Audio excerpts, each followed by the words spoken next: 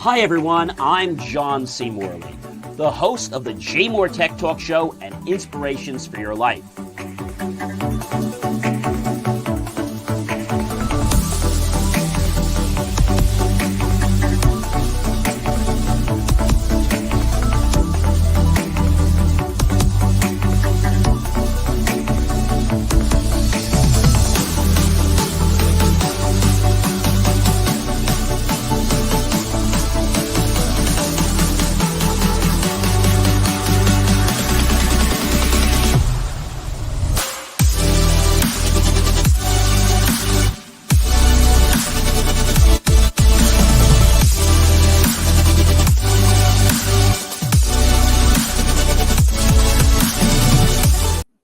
Hey guys, good evening everyone. It is John C. Morley here, serial entrepreneur.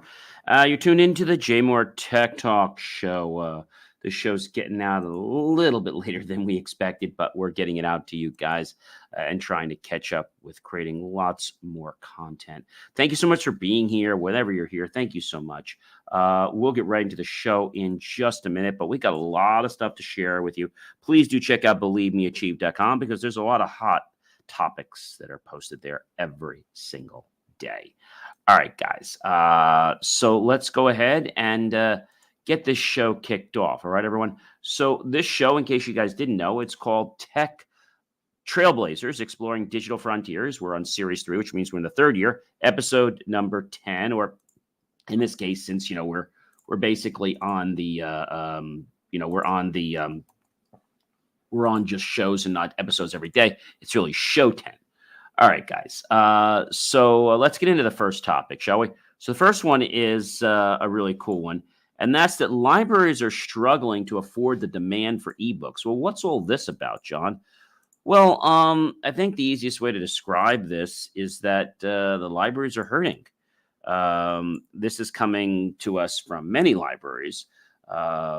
When they have best-selling books and they release new medical or thrillers or other novels, the demand for digital copies is going to be high.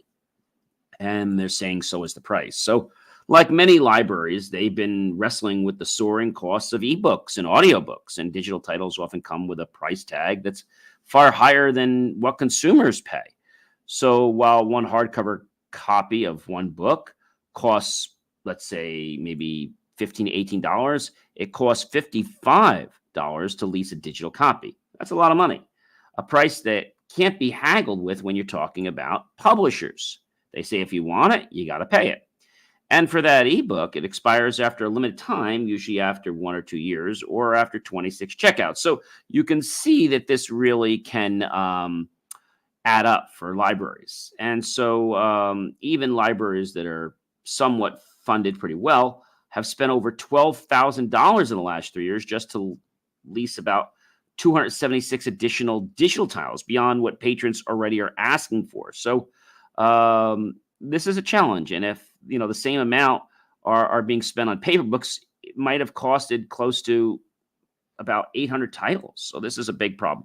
So publishers are arguing the arrangement is fair, considering ebook licenses for libraries allow numerous patrons to borrow them. So let's just say here, I think they're saying it's roughly about 26. So, you take the $55 and you divide it by 26.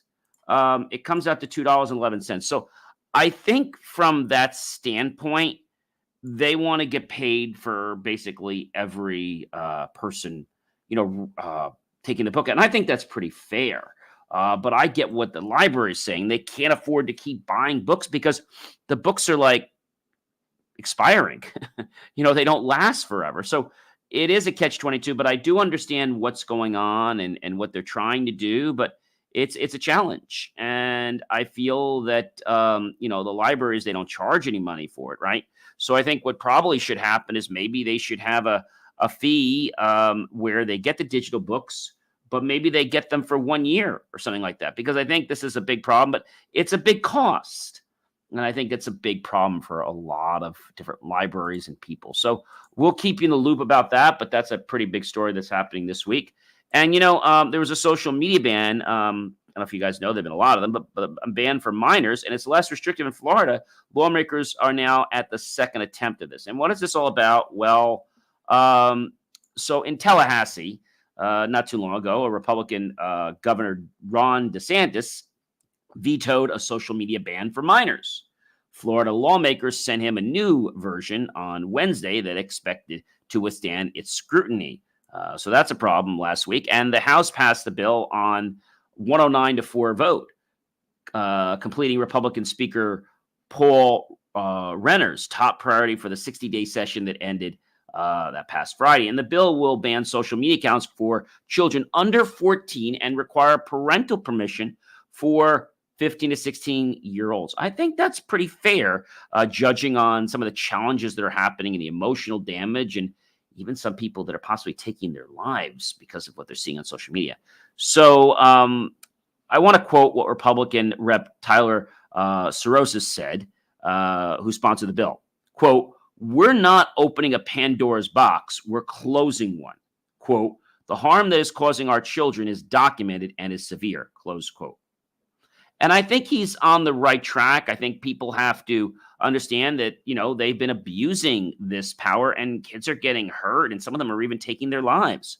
So the original bill would have banned minors under 16 from popular social media platform regardless of parental consent. And Renner said after the vote that the bill will literally save the lives of kids if it survives legal challenges. So again, the bill is said to ban social media accounts for children under 14 and require parental commission after 15 years old. I think it's pretty crazy how this is working and what's going on right now with this. It makes sense. It's going to possibly veto the fact that literally kids will not have access. So that means children under basically banning the accounts for children under 14 and requiring parental from 15 to 16. I think this is a great thing. I know you might argue, but I really think it's something that needs to be done because it's hurting the American kids, right? So under 14, it's going to ban social media, and 15 and 16-year-olds will require basically parental permission. So very, very interesting. And DeSantis vetoed what would have been one of the country's most far-reaching social media bans for minors on Friday, but told lawmakers he supported the concept of the bill and worked with Renner on new language. So the original bill would have banned minors under 16 from popular social media platforms, regardless of parental consent. Renner said that after the vote, the bill will literally save the lives of kids if it survives the legal challenges. So again, interesting. As they were saying back and forth, they know social media is a challenge and the main platform for sexual crimes against children. And so we know that it's a place where they are bullied online, where their self-image is torn down and ripped to shreds, and then they have to decide to do something or become something they're not. And at least, as we said, major mental health issues. And those have not just contemplated suicide, they've actually committed it or committed some other types of self-harm, anorexia, etc. And the list just goes on and on. And many states have considered similar legislation. In fact, in Arkansas, a federal judge blocked enforcement of a law in August that required parental consent for minors to create a new social media account.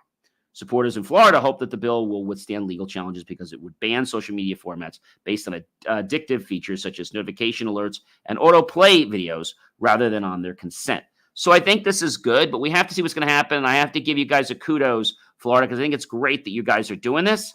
But we'll have to see what's going to happen, right? So again, the House passed the bill on 109-4 vote, completing the Republican Speaker Paul Renner's priority for the 60-day session that ended Friday. And the bill will ban social media accounts for children under 14 and require parental permission for 15 and 16-year-olds. So I think it's great what they're doing, and I hope more people will appreciate and join on this bandwagon. All right, so we'll have to keep our eyes glued to what's going on there, but we know that the number one thing social media does for kids is talk about drugs, sex, etc., right? And, you can even do things like using screen time to monitor what your kids are doing. You can set this up on your Apple phone or other phones and keep track of, what they're doing. Um, the challenge right now, ladies and gentlemen, is kids are viewing this stuff at a very, very young age, and it's putting parents at a problem. And I know what you're probably saying. Now identifying 172 journal articles reporting that there are issues and direct views of children inclusion to what's going on. And where 11 to 25-year-olds learn about relationships, sex, and sexuality. 11-year-olds. Children's view of the relationships and sex education are currently basically, under scrutiny here. And differences in children's experiences based on their personal characteristics or sexuality, gender identity, and age is going to shape the world. And it might shape it in a negative way if we're not careful what it is we allow and we don't allow. So I think we really have to stay keen on that.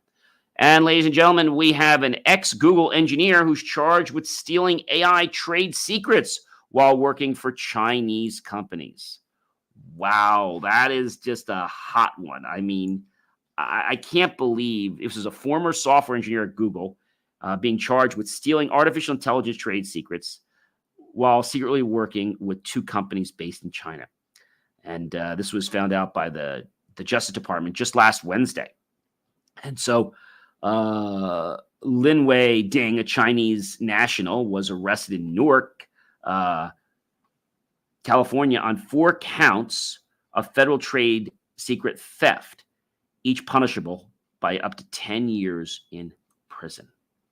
So the case against Ding, who's a 38-year-old, was announced at an American Bar Association conference in San Francisco by the Attorney General Merrick Garland, who, along with other law enforcement leaders, repeatedly warned about the threat of Chinese economic espionage and about the national security concerns posed by advancements in AI and other developing technologies. So today's charges are the latest illustration of the lengths of affiliates of companies based in People's Republic of China are willing to go to steal for American innovation. That's a big problem. The FBI director, Christopher Wray, had said that this is, definitely a problem by telling us that the People's Republic of China are willing to go to steal American innovation. And he also said the theft of innovative technology and trade secrets from American companies can cost jobs and have devastating economic and national security consequences. So you might be asking me, hey, John, what's going on? I think it's coming down to money, and I think people are doing things for the wrong reasons. They're getting involved and mixed up with people and circles that they really shouldn't be part of. I mean, that's really what's happening. And, to trace this back to what's happening, I mean, this boggles my mind that this even happens. And, Google had said, and I quote, it had determined that the employee had stolen numerous documents and referred the matter to law enforcement. So they're also saying now that they have, and I quote, strict safeguards to prevent the theft of our confidential commercial information and trade secrets, close quote, per a Google spokesman, Jose Costantina. And after an investigation, they found that the employee stole numerous documents, and they quickly referred the case to law enforcement. They also said that they are very grateful to the FBI for helping protect their information and will continue to cooperate with them closely. A lawyer that listed Ding's defense attorney had no comment last Wednesday evening. So AI is the main battleground for competitors in the field of high technology, and the question of who dominates can have major commercial and security implications. But the question is not AI. It's just like the question, it's not a gun. The question is, it's not a weapon. It's how we choose to use it that makes it so, right? A Deputy Attorney General, Lisa Monaco, said in a speech last month that the administration's multi-agency disruptive technology strike force would place AI at the top of its enforcement priority list and actually is going to, close quote, is going to actually cause people to be 10 times more sentenced than those that were not using AI for criminal purposes. So the indictment unsealed last Wednesday in the Northern District of California alleged that Ding, who was hired by Google in 2019, had access to confidential information about the company's supercomputing data centers. He began uploading hundreds of files into a personal Google Cloud account 2 years ago. How stupid. He uploaded right into their system, and that's just really stupid. And within weeks of the theft starting, prosecutors said that Ding was offered the position of chief technology officer at an early stage technology company in China. And that touted its use of AI technology and that offered him a monthly salary of about $14,800 plus an annual bonus in company stock. That's not that much money. Okay. $14,000 for what he did, $14,800. So you multiply that times 12. So you get yourself $177,000. Really not worth it. Not worth any amount of money. So he also separately founded and served as chief executive of a China-based startup company that aspired to train large AI models powered by supercomputing chips. The prosecutors said that Ding did not disclose either affiliation to Google, which described him this past Wednesday as a junior employee. He resigned from Google last December 26. 3 days later, Google officials learned that he had presented as CEO of one of the Chinese companies at an investor conference in Beijing.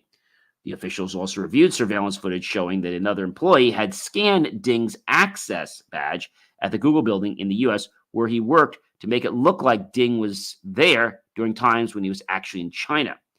The indictment had said this, and Google suspended Ding's network access and locked his laptop and discovered his unauthorized uploads while searching his network activity history.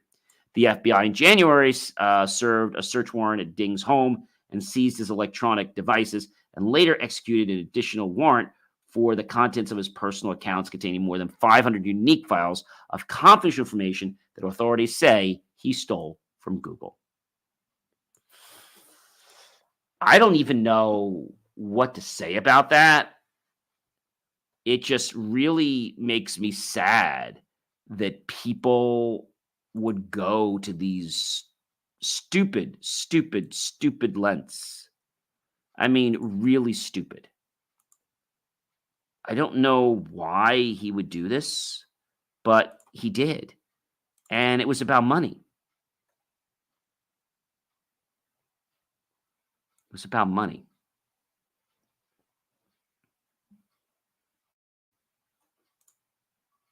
It was all about money. I know you're probably saying, well, gee, he probably had a good intention. No, he didn't. He did things illegally, and he basically gave information about our AI technology to China. That was a really bad thing. We'll keep you on the loop of what's happening there. That still doesn't restore my faith in Google as a company. And I still don't use Google as a search engine. I use DuckDuckGo. And I encourage you to do that as well, because DuckDuckGo does not sell your information. Anyway, for social platforms, there was an outage. The outage was short that happened, but people's stories vanished, and that's no small thing. So the issue is that Meta, Facebook, whatever you want to call them these days, went out. And this affected many people because they couldn't post social media. It was widespread, given the blanketing of Meta's Facebook, Instagram threads, and Messenger platforms last Tuesday. It really concluded the fact that, this is a problem. And you always have to have some type of a backup, right? Technology can go down.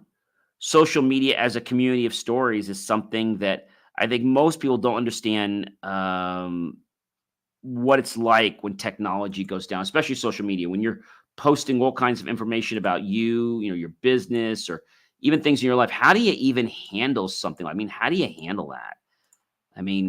That's just a real challenging point. Okay. And so if I had to say to you guys, what do you do?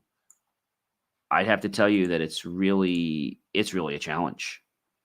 It's a challenge because you know, we all believe that we should be posting social media, which is it should be one strategy. Social media, ladies and gentlemen, should not be the be all end all. I have to tell you that right up front. It should not be the be all end all. That is very, very key.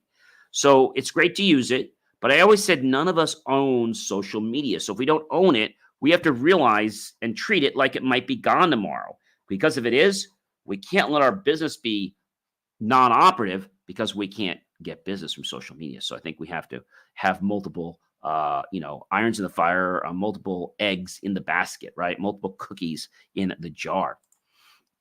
TSA, yes, TSA, TSA. TSA unveils, in case you're wondering, because maybe you didn't catch my other videos, what is TSA in airports? Well, TSA is been around for a while. It's called the Transportation Security Administration, in case you guys didn't know.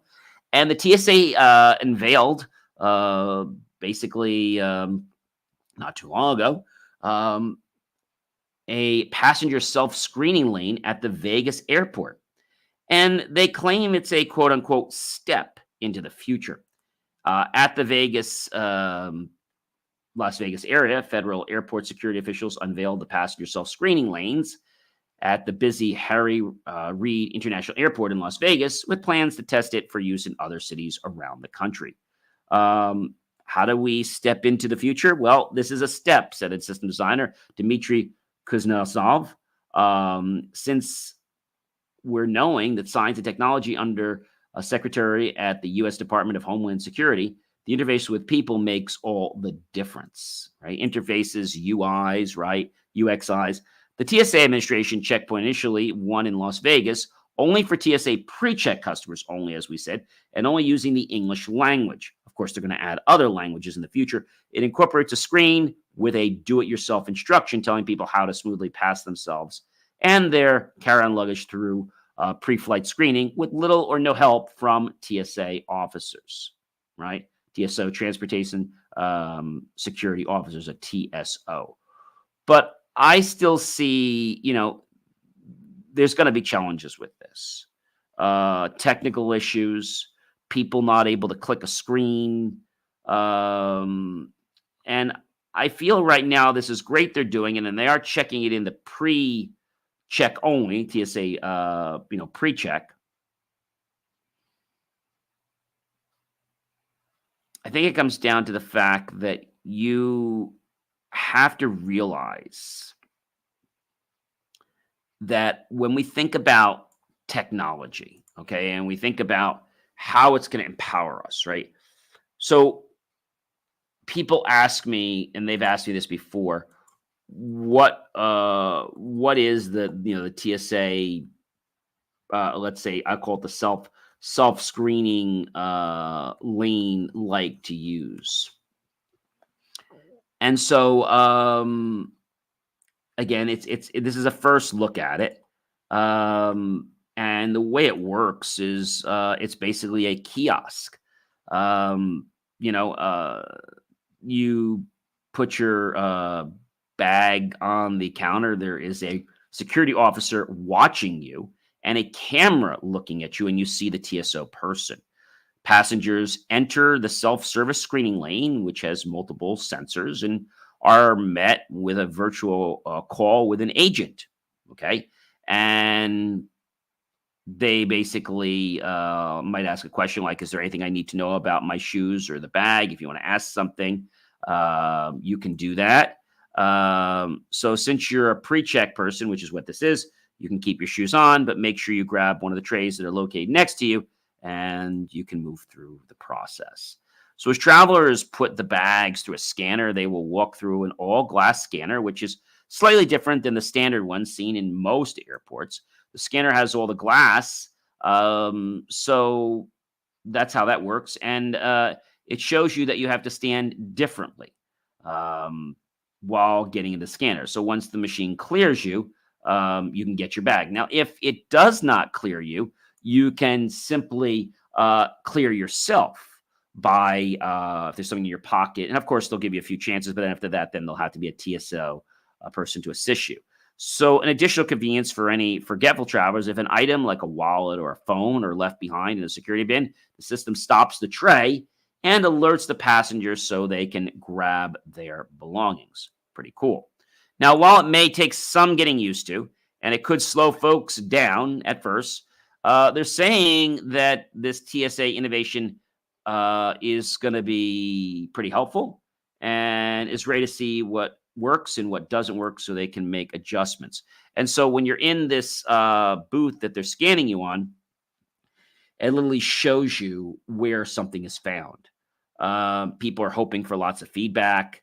The TSA agents are excited about this, but they claim that they'll be relocating themselves now to busier aspects of the screening process. So that's pretty cool. The new screening is more hands-off. They're still there and ready to help in person explaining, but they're just making sure that they're following through all the security measures that are needed to ensure a safe travel. And that's what's happening, ladies and gentlemen. I personally think there's going to be a mess. It's not going to be like I said, a 1, 2, 3 process.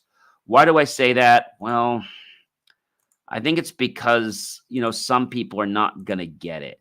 Some people can't even open an iPhone. Some people can't even open Word, right? So how do you combat these things? How do you make people feel comfortable, right? How do you do that? And it's going to take some time. People are asking me right now, how long till, the TSA self-screening lanes will be everywhere? Well, everywhere and not just pre-check. I think that's a real big one. They're working on, the different prototypes and different things, but they've got the one in place now. During the assessment in a live checkpoint environment, the TSA will collect passenger feedback and data on the system's performance, design, cybersecurity, human factors, and other variables to help them make a system with a more positive experience. The data collected will inform design, development, feasibility, and viability decisions for future iterations of the system. So I think it's good that they're looking for feedback. I just feel that it's not ready just yet. Maybe they've got some great things, but I don't think it's ready just yet for the American people. So I say that because there hasn't been a lot of plan that went into this system. I mean, there really hasn't, just to be quite honest with you. It just hasn't. So the next topic that I would want to share with you guys, and that is the fact of knowing that, social media, we talked about being out as a problem, but social media outages, when they happen, they're key. And they can hurt big businesses. They can hurt small businesses. They can really cause a challenge. So you always have to have a backup plan. So when we think about technology and we think about, what's new in technology, we think about AI, we think about all the ways that AI can help us. We have to realize that AI is a tool.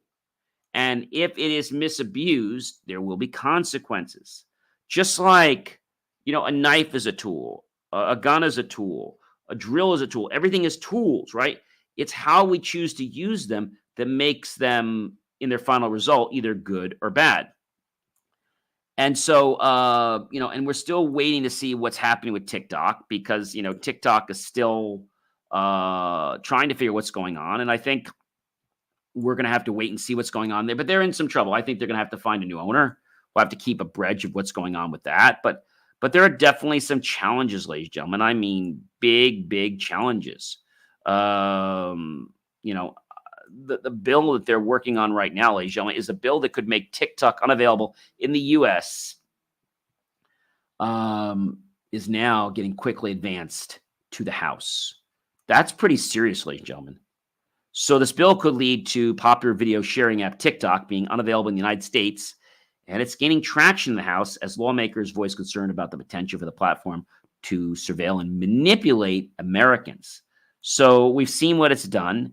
The White House has provided technical support in the drafting of the bill through the White House press secretary Kane Jean-Pierre said the TikTok legislation. It still needs some work to get a place where President Joe Biden would endorse it.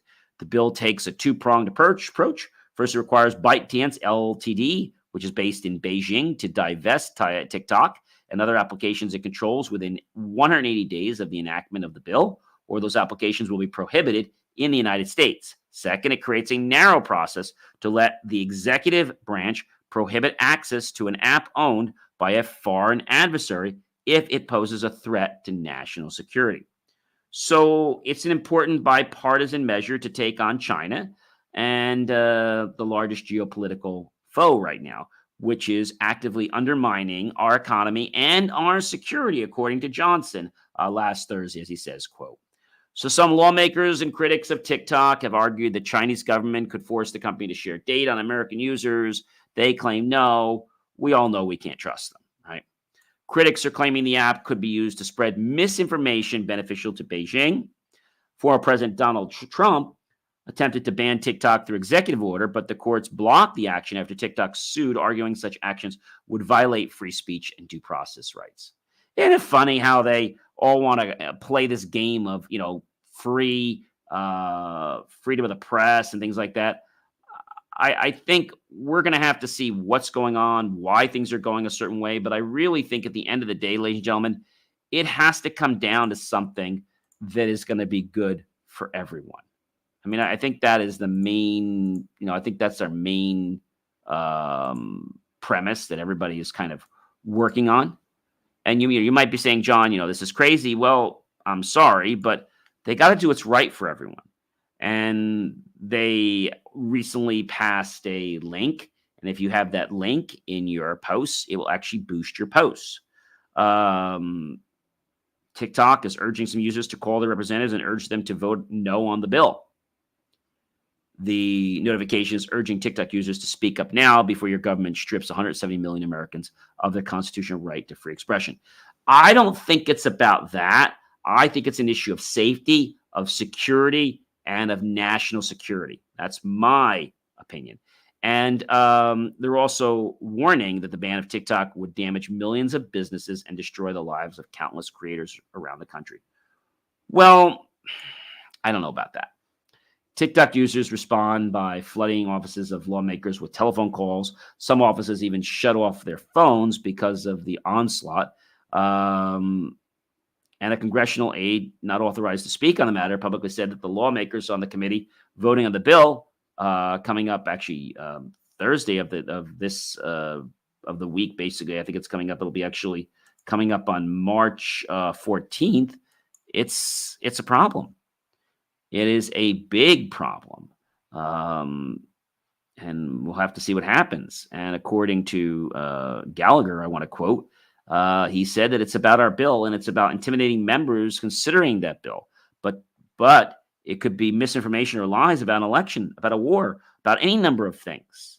And this is why we can't take a chance at having a dominant news platform in America controlled or owned by a company that is beholden to the Chinese Communist Party, our foremost adversary. So this bill is obviously something I believe that is going to be good for everyone, but I can get that it can cause people problems. I get that, ladies and gentlemen, but I think we have to be diplomatic here and figure out what it's doing. And Biden's reelection campaign has opened a TikTok account as a way to boost its appeal with young voters, even as his administration continued to raise security concerns about whether the popular social media app might be sharing users' data with China's Communist Party. So it's interesting. They're very concerned about it, but yet they then go, right, and take their pants down and basically put up an account. Like, that just says to me, you'll just do whatever you want. And so, according to the White House, and I quote, once it gets to a place where we think it's on legal standing and it's in a place where it can get out of Congress, then the president would sign it. They also said, in defending the White House's effort to limit the dangers of TikTok, even as the president engages with influencers on social media platforms and its campaign hosting a TikTok account. So they defended that. So they also said, according to Jean Pierre, and I quote, we're going to try to meet the American people where they are, close quote. Quote, we are trying to reach everyone. The president is the president for all Americans. It doesn't mean that we're not going to try to figure out how to protect our national security, close quote. So I think right now we've got a huge dilemma with what's going on with not only TikTok, with AI, with lots of things, ladies and gentlemen. And if people don't take responsibility, right, it's a problem. We already know that, lots been going on. I mean, more things are coming to pike. We knew that the state attorney general sent a letter to Meta asking to take immediate action on user account takeovers, and they basically urged. They didn't demand, but they urged, which is pretty serious. And lots of things are happening with these social media platforms. I mean, lots of things. It's not just about a control issue. It's about getting the wrong information out to people. And we all know that when you get wrong information out to people, you know what happens? They go nuts. They go crazy.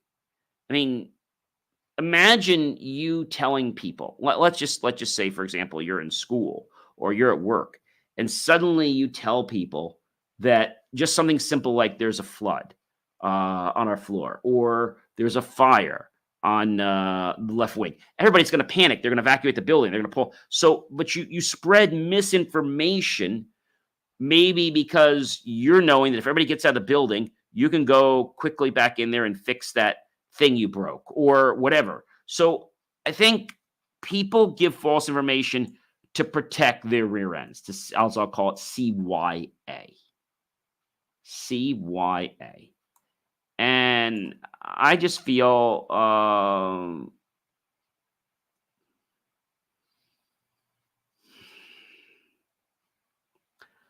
that there are problems. And I feel that if we don't pay attention to these problems, they're going to fester and become even bigger, ladies and gentlemen. I mean, even bigger.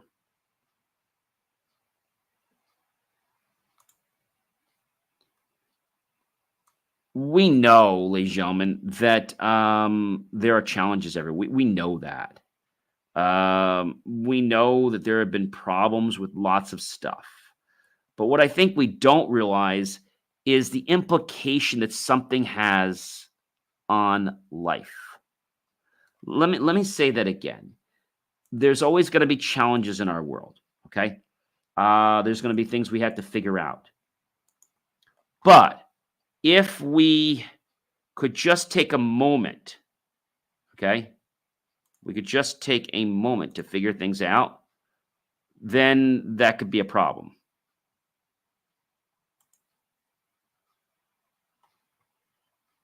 That could be a serious, serious problem. A very serious problem. But what do you do about it? I think the biggest thing you do about it is you figure out what's going on. You figure out why things are going a certain way. You figure out what's the best thing for the American people. I mean, this whole thing with AI, and to give you how serious I am about being able to do something with AI, I'm really concerned about the greater good. I'm going back for a master's in computer science AI. I think it's just going to cause a big challenge for a lot of people.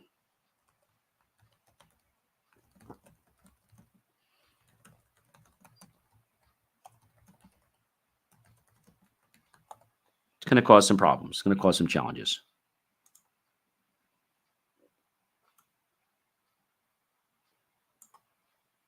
It could cause some serious, serious problems.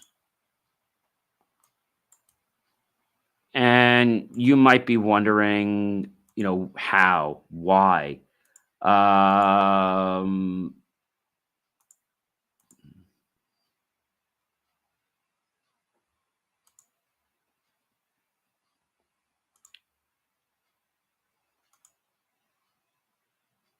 I think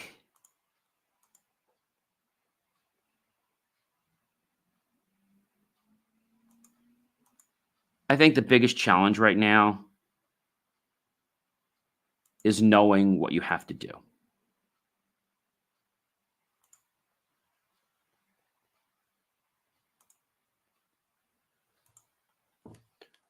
Knowing what you have to do. And if you know what you have to do, then that's that's part of the process, right? That's part of what's going on. And if we can appreciate that process, ladies and gentlemen, appreciate it,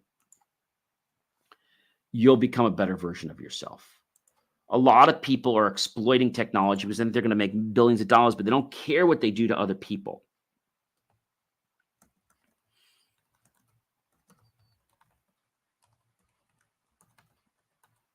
They don't care what they do to other people. They don't care.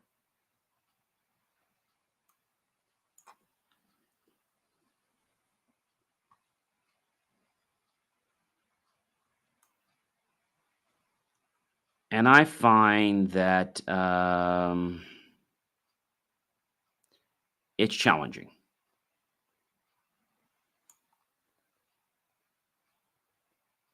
It's challenging. But you can get better at school in learning to what disciplines you want to deal with and how you're going to apply those in life. Many people go to something because, oh, this is a great thing, but they don't know what to do.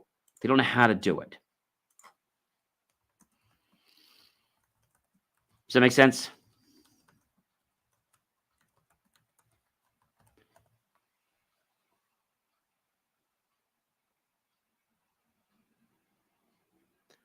I think if we understand how it hurts or how it helps people, I think that makes a big difference in our life. I mean, a huge, huge difference. I really do mean that. But too many people are out there for what's going to do the best, but they don't care about what's going to do for how it's going to help others. They just don't care about that. They just don't care. They do not care. If they don't care, it's going to hurt our world. It's going to hurt our world.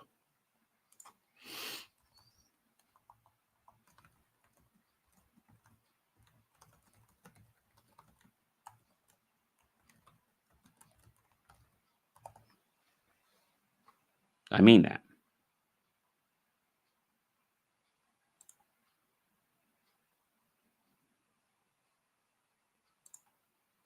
I mean that 100%.